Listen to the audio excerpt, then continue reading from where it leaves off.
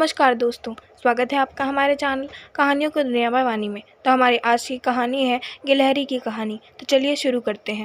एक जंगल में साध नामक मुनि रहते थे। उन्होंने ताप करके बहुत सी विद्या हासिल की। एक दिन ध्यान लगाने के बाद जब उनकी आंखें खुली तो उनके हाथ में आसमान से एक गिलहरी आ गिरी। वह गिलहरी खून से लथपथ थी क्योंकि वो चील के पंजों से छूटकर मुनि के हाथ में आ गिरी थी। गिलहरी मौत के डर से कांप रही थी। मुनि को उसके ऊपर दया आ गई। उन्होंने सोचा क्यों न इसे अपनी विद्या से अपनी बेटी बना लूं।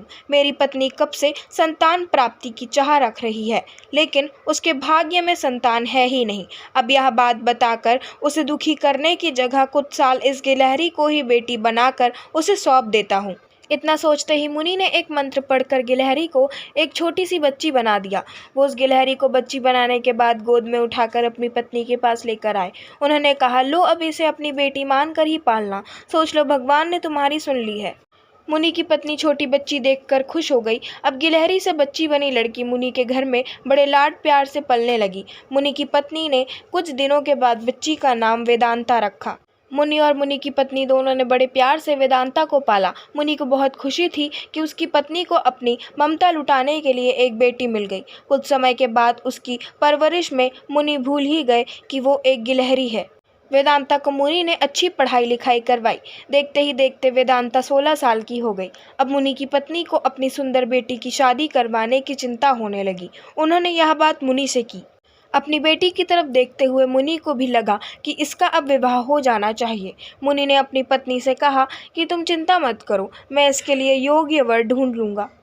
मुनि को लगा कि मेरी बेटी बहुत सुंदर है और उसकी शिक्षा दीक्षा भी अच्छी हुई है, इसलिए उन्होंने अपनी सिद्धि से सूर्य देव को पुकारा। सूर्य देव ने मुनि को प्रणाम करके बुलाने की वजह पूछी।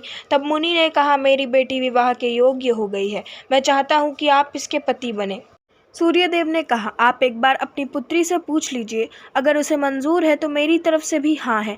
तब वेदांता बोली, पिताजी यह बहुत गर्म है, मैं इनके पास नहीं जा पाऊंगी और ना ही इन्हें देख पाऊंगी। मुनि ने वेदांता से कहा, कोई बात नहीं, हम दूसरा वर देख लेंगे।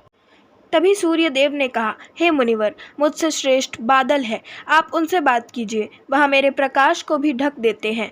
मुनि ने अब बादल को याद किया। बादल गरजते हुए मुनि के पास पहुँचे और उन्हें नमस्कार किया। इस बार मुनि ने सीधे वेदांता से पूछा, क्या तुम्हें यह वर पसंद है? वेदांता ने जवाब दिया, पिताजी मेरा रंग गोरा है और इनका काला, हमारी जोड़ी अच्छी नहीं लगेगी। तब बादल ने मुनि से कहा, आप पवन देव को बुलवाइए, वे मुझसे श्रेष्ठ हैं, उनमें मुझे उड़ाकर इधर से उधर ले जाने की ताकत है। अब मुनि ने पवन देव का स्मरण किया। पवन देव के आते ही मुनि ने अपनी बेटी से पूछा, क्या आपको यह वर पसंद है? वेदांता बोली, पिताजी यह तो एक जगह ठहरते ही नहीं हैं, इनके साथ मैं घर कैसे बसा पाऊंगी? इस बार मुनि ने पवन देव से पूछा, मुझे अपनी पुत्री के लिए वर की तलाश है, आप बताइए कि आपसे श्रेष्ठ कौन है? पवन देव ने जवाब दिया, मुनिवर आप पर्वत को बुला सकते हैं, वह मेरा रास्ता रोक देते हैं, वह मुझसे श्रेष्ठ हैं। तुरंत मुनि ने पर्वत को पुकारा। पर्वत को देखते ही वेदांता बोली, यह तो पत्थर है, इनका दिल भी पत्थर का ही होगा, इनसे विवाह कैसे हो पाएगा पिताजी? मुनि ने हाथ जोड़कर पर्वत देव से पूछा, आपसे श्रेष्ठ कौन है? पर्वतराज ने जवाब दिया, हे मुनि, चूहा मुझ में छेद कर देता है, इस आधार से वह मुझसे श्रेष्ठ है। इतना कहते ही पर्वत देव के कान से चूहा नीचे कूदा। वेदांता ने जैसे ही चूहे को देखा, वह खुशी के मारे उछल पड़ी। उसने कहा, पिताजी यही मेरा वर बनना चाहिए, मुझे यह पसंद है, इनकी पूंछ कान सब कुछ कितना प्यारा है। मुनि ने सोचा, ओहो, मैंने एक गिलहरी को मंत्र विद्या से इंसान तो बना दिया, लेकिन इसका दिल अभी भी गिलहरी वाला ही है। मुनि ने तुरंत वेदांता को गिलहरी बनाया और उसका विवाह चूहे से करवा दिया। विवाह के बाद दोनों खुशी खुशी रहने लगे। कहानी से सीख, इंसान चाहे बाहर से कितना भी बदल जाए, लेकिन उसका दिल वैसा ही रहता है।